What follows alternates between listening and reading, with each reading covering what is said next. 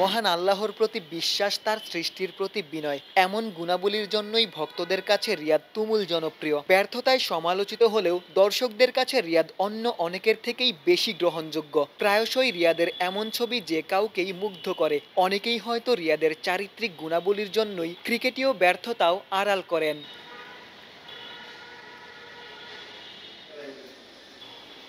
শেরেবাংলার এই dressing room থেকে কত শতবার রিয়াদ ব্যাটিংয়ে নেমেছেন। হোম অব ক্রিকেটের সেন্টার উইকেট রিয়াদের কত বীরত্বের সাক্ষী। অথচ দেশের জার্সিতে নিজের শেষ ম্যাচটাই রিয়াদের বিপক্ষে গোটা দেশের মানুষেরই অভিযোগ।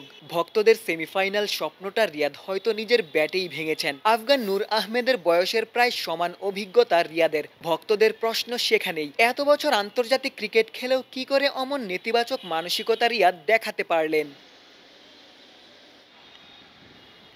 বিশ্বকাপের সেই ব্যর্থতা ঘিরে রিয়াদের অবসরের গুঞ্জন, সমর্থকদের দাবিও ছিল তেমনই। বিশ্বকাপের পর রিয়াদ নিজেও অনেকটাই আড়ালে চলে যান। অবশ্য সকল গুঞ্জন উড়িয়ে দিয়ে গেল কিছুদিন স্টেডিয়ামে রিয়াদের সরব উপস্থিতি। ব্যাটে বলে নিয়মিত অনুশীলনে জানান দিচ্ছেন, আপাতত অবসর নিয়ে রিয়াদের হয়তো কোনো ভাবনাই নেই। আসছে চ্যাম্পিয়ন্স ট্রফি, তার আগে ঘরে বাইরে বেশ কিছু সিরিজ, আর তাই নিজেকে প্রস্তুত রাখাতেই যেন সাইলেন্ট কিলারের সকল মনোযোগ।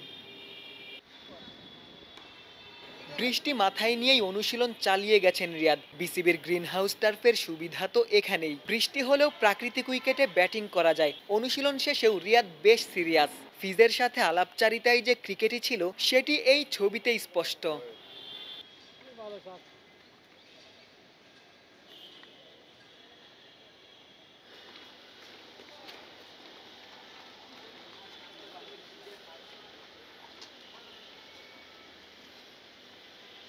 নিজের ব্যাটের প্রতি রিয়াদ কতটা যত্নশীল হবেন নাই বা কেন, এই ব্যাটেই যে লিখেছেন কত ফিরে আসার গল্প।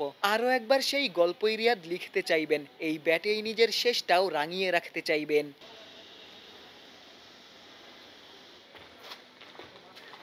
শেরেবাংলা জাতীয় ক্রিকেট স্টেডিয়াম থেকে ক্যামেরায় আমিনুল ইসলাম সুজনের সঙ্গে গোলাম সারোয়ার, ক্রিকেট 97।